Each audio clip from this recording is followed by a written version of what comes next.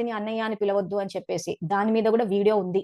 బాబా చెప్పే పద్ధతులు ఏవైతే ఉన్నాయో, అది యాక్చువల్‌గా మేము ఇంట్లో ఆ రకంగా పిలుచుకోవచ్చు అన్నయ్య అని, బయటైతే పిలవద్దు అలా లేదు. ఇంట్లోలాగా బయటోలాగా ఉండడానికి లేదు.